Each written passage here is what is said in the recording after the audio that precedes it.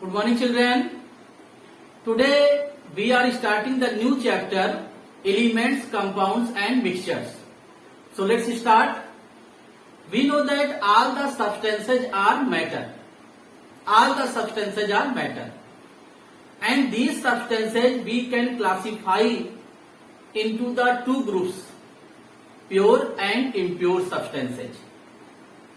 So here we can see matter.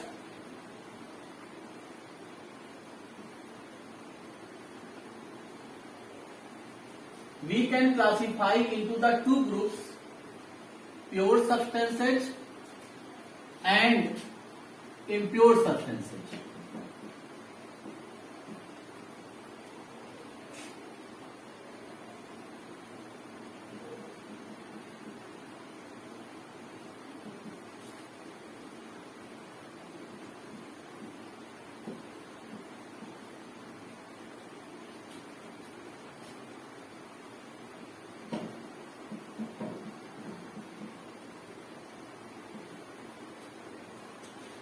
So here we will consider the elements and compound as pure substances and mixtures as the impure substances. And what is the reason why we are considering the elements and compound as pure substances? So here elements, if we take any element, so here many examples of the element we know that iron, aluminium, copper. So these are the examples of the elements. So elements are pure, because here all the atoms of an element are alike in all the respect. Means same shape, size, same atomic number, same mass number, same property, all the things are same. So suppose that if you take one foil of the aluminium, one piece of the aluminium, so here all the atoms of only aluminium element. Means all the atoms are alike in all the respect. So this is the reason we can say elements are pure. In the same manner, also we can consider here compound. Compounds are also considered as the pure substance. So here we can see the different examples, many examples of the compounds such as water, ammonia. So these are the example of the compounds. And if you consider the water, and if you take one glass of the water, so here if you take one glass of the water, so here all the molecules of only water, all the molecules of only water, and we know that each molecule made by the same number of hydrogen and oxygen. So here each molecule made by the two atoms of hydrogen and one atom of oxygen. So here each molecules are same in all the respect. Means each molecule of water alike in all the respect. And here each molecule made by the two atoms of hydrogen and oxygen, and these are chemically combined with each other. So in this way each molecules are same, means alike in all the respect. So also we can say compounds are pure. Compounds are pure. So here two things are pure, elements and compounds. These are considered as the pure substance. So first we will discuss about the elements. We know that 118 elements are known, and these are placed in the periodic table. And out of these 92 elements are naturally found, and the remaining elements are made by the humans. And these elements represented by the symbol, represented by using the symbols. So here Berzelius represented these elements by using the symbols, and he used the alphabets from the actual name or from the Latin name of the elements. For example, he used the first letter. He used the first letter of the actual name of the some elements. He used the first two letters of the actual name of some elements, and he used the alphabet from the Latin name of the elements. So here, for example, we can see here and these symbols we can symbols represented the specific element. We can say symbol represented the specific element or one atom of an element. So this is the shorthand form of an element. This is the short form for the representation of an element. So here symbol represent a specific element or one atom of an element. It means that suppose that if you want to represent aluminium one atom, so here also you will give one symbol. Aluminium symbol we know that capital A small l. And if you take one piece of the aluminium, so here millions trillions of aluminium atoms are present. So here also you will give the symbol capital A small l. So symbol represent a specific element or one atom of an element. This is the shorthand form. This is the short form or the representation of an element. So here, for example, according to him, he represented the elements on the basis of the letters, and these symbols approved by the IUPAC, means International Union of Pure and Applied Chemistry. So here, suppose that for example, if you want to represent the hydrogen element, so hydrogen element only you will give the symbol for this capital H. In the same manner, if you represent the helium, so for the helium we will write capital H small e. This is the representation of the helium. For the lithium, we will write capital L small I. For the beryllium,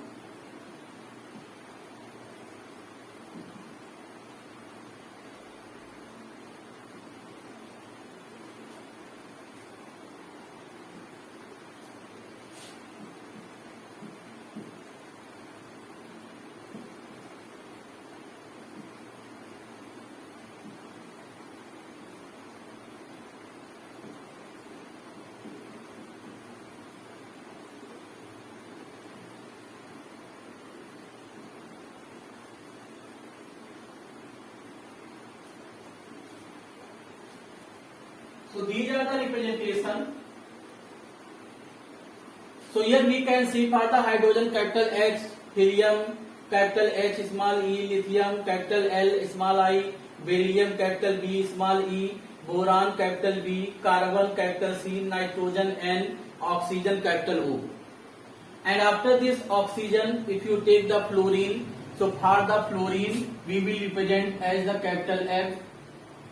And after the fluorine, if you take the means after this neon, so neon capital N small e, then sodium capital N small a, then magnesium capital M small g, then aluminum capital A small l, then silicon capital S small I, then phosphorus capital P, then sulfur capital S, then chlorine capital L capital C small l, then argon capital A small r, and then potassium capital K, and then calcium capital C small a. So these are the representation of these means by using the symbols. So these are the representation of the elements by using the symbols. So in these symbols we can see here that for the hydrogen only one letter used, only capital H, and for the helium you can see capital H small e, means in the some elements only one letter used, in the some elements first two letter used, in some elements letter used from the Latin name, means starting letter used from the Latin name of the elements. So here we can see these symbols: hydrogen, helium, lithium, beryllium, boron, carbon, nitrogen, oxygen. So these letters came from the actual name of the elements. And here also fluorine means capital F, neon, so capital N, small e. Then sodium, if you take the sodium, so sodium here the alphabets used from the Latin name of the element. So sodium Latin name natrium. So this is the reason here the symbol used capital N, small a. This symbol here came from the Latin name of the element. And here also magnesium, this come from the actual name. Aluminium, this also here came from the actual name. And silicon from the actual name. Phosphorus actual name. So here these come from the actual name, and then in the some elements we can see the symbol came from the Latin name. So here we can take the example sodium. Here the capital N, small a, because the sodium Latin name here natrium. So we are using the symbol capital N, small a. In the same manner, if you take the potassium here, potassium is starting from the capital P, but here we are using the capital K, means this symbol came from the Latin name. Latin name of the potassium, kalium. So that's why here we are using the symbol K for the potassium. In the same manner, if we take the Rn symbol, we are using the Fe, capital F, small e, because this symbol came from the Latin name of the iron. Latin name of the iron, here name ferrum. In the same manner, silver symbol, capital A, small g. So Latin name of the silver, argentum. So that's why we are using the symbol capital A, small g. In the same manner, if you take the copper, so copper Latin name cuprum. So we are using the symbol capital C, small u. If we take the gold, so gold symbol AU, because the Latin name of the gold aurum. So we are using the symbol AU.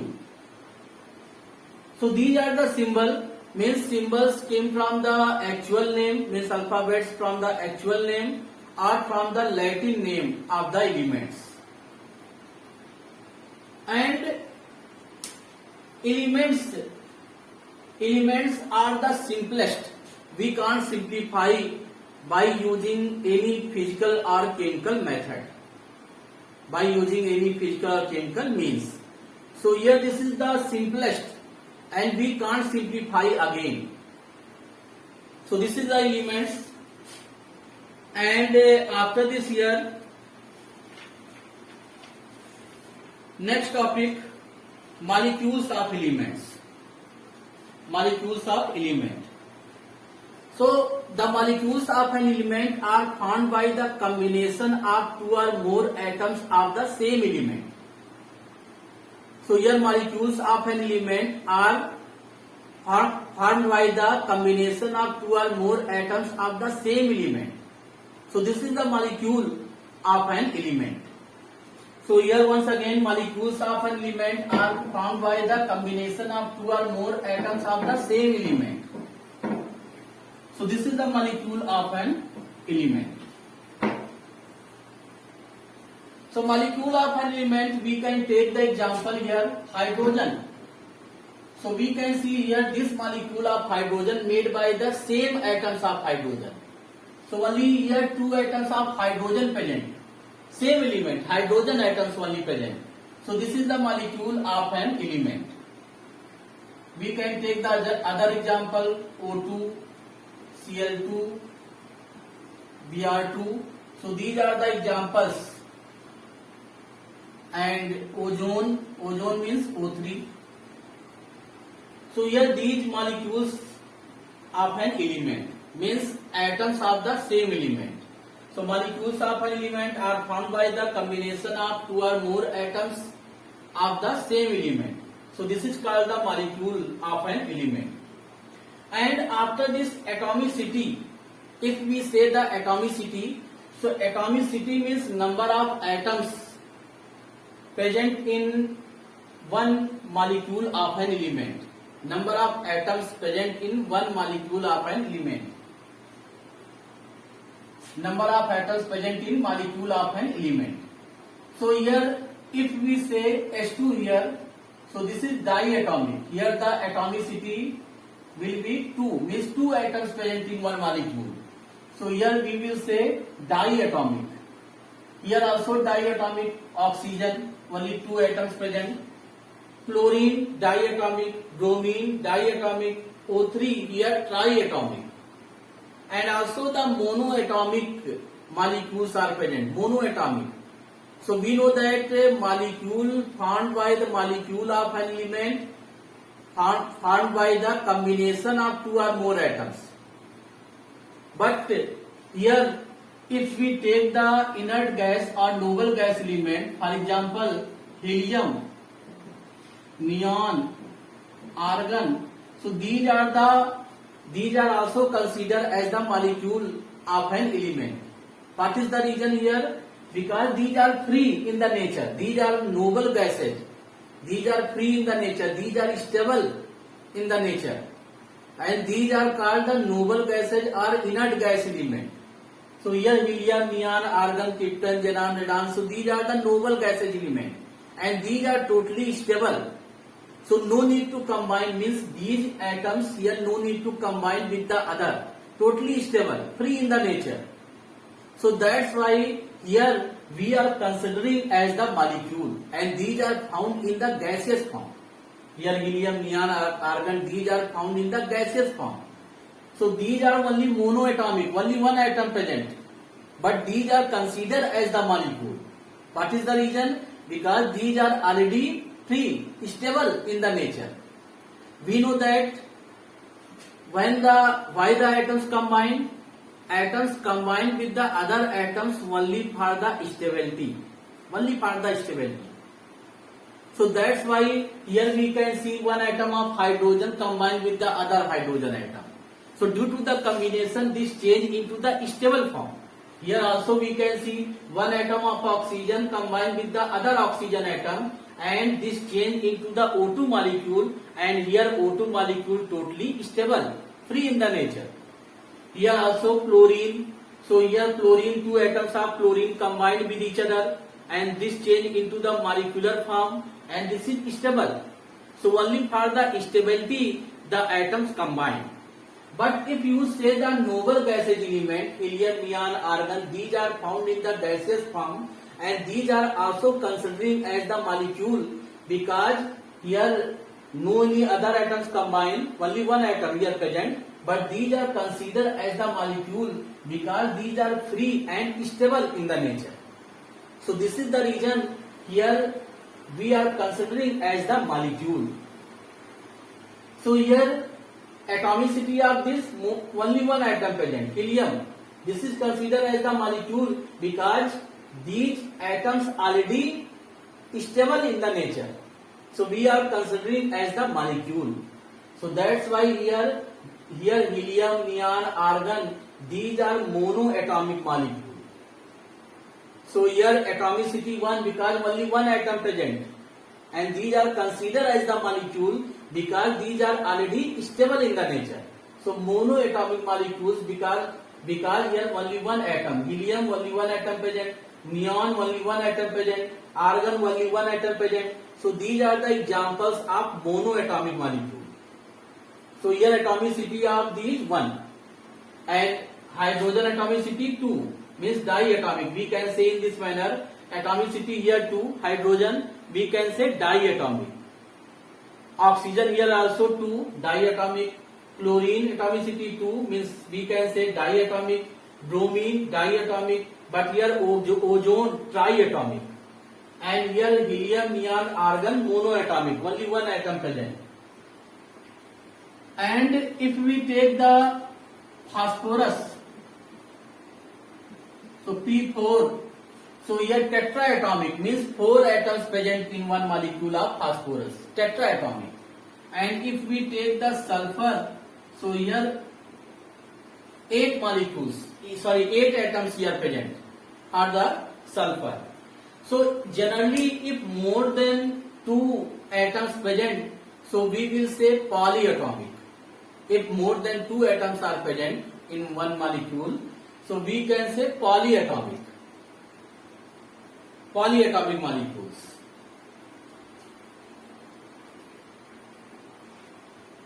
And after this, compounds. Next topic, compounds.